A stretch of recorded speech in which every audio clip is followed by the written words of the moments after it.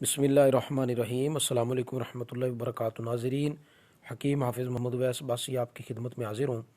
امید کرتا ہوں تمام دوست احباب خیر و عافیت کے ساتھ ہوں گے۔ بہت سارے دوستوں نے قبض کے حوالے سے نسخہ جات پوچھتے رہتے ہیں، واٹس ایپ پر بھی اور ویسے بھی پرسنل میں یا ہمارے ٹک ٹاک میں کمنٹس میں۔ اس کے لیے میں آج بڑا سادہ سمپل سا نسخہ آپ کو بتانے لگا ہوں جو آپ بذات خود بھی بنا سکتے ہیں۔ بڑا آسان نسخہ ہے اور بڑا مجرب بھی ہے۔ اگر آپ اس کو استعمال کریں تو انشاءاللہ تعالی قبض سے آپ کو نجات مل جائے گی۔ 4 چیزیں لینی ہوں گی۔ اس میں پہلے نمبر پہ مغز بادام ہوں گے چھیلے ہوئے، ان کو آپ نے چھیل لینا ہے، ان کا جو چھلکا ہے اوپر سے وہ اتار لینا ہے۔ دوسرے نمبر پہ سونف، تیسرے نمبر پہ چینی، اور چوتھے نمبر پہ اسپغول آپ لیں گے ثابت۔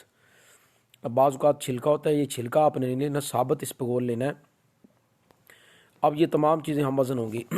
اب اس کا ایک مکمل طریقہ کار ہے بنانے کا۔ آپ نے سب سے پہلے اس طرح کرنا ہے کہ جو سونف ہیں ان کو سب سے پہلے آپ نے اچھی طرح کوٹ لینا ہے۔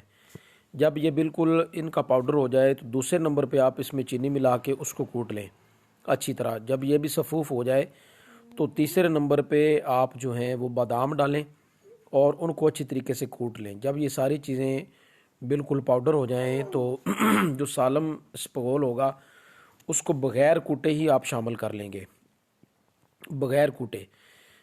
اب ان تمام چیزوں کو مکس کر لیں۔ مکس کرنے کے بعد کسی جار میں محفوظ کریں۔ اب اس کو استعمال کرنے کا طریقہ یہ ہوگا کہ بڑا چمچ بھر کر رات کو نیم گرم دودھ کے ساتھ سوتے وقت آپ استعمال کریں۔ انشاءاللہ تعالی صبح کے وقت آپ بالکل، آپ کی جو آنتیں ہیں، معدہ بالکل صاف ہو جائے گا، آنتوں سے بالکل جو بھی اندر رکا ہوا فضلہ ہوگا وہ خارج ہو جائے گا انشاءاللہ العزیز۔ اس کے علاوہ بھی میں آپ کو قبض کے لیے بہترین نسخہ جات انشاءاللہ تعالی بتاتا رہوں گا، کیونکہ قبض کا مسئلہ بہت زیادہ ہماری عوام میں ہے اور اس میں غلطیاں ہماری خود اپنی ہوتی ہیں کہ غذا کو اچھے طریقے سے ہم استعمال نہیں کرتے۔ قابض چیزیں جو ہیں، یعنی قبض کرنے والی جو چیزیں ان کا استعمال کثرت کے ساتھ فاسٹ فوڈ وغیرہ ہم کثرت کے ساتھ استعمال کرتے ہیں، جس کی وجہ سے معدہ خراب، آنتوں میں جو فضلہ ہے وہ رک جاتا ہے۔ بہرحال یہ نسخہ انشاءاللہ اچھا کام کرے گا، اس کو استعمال کریں، دعاؤں میں یاد رکھیں۔ السلام علیکم ورحمۃ اللہ وبرکاتہ۔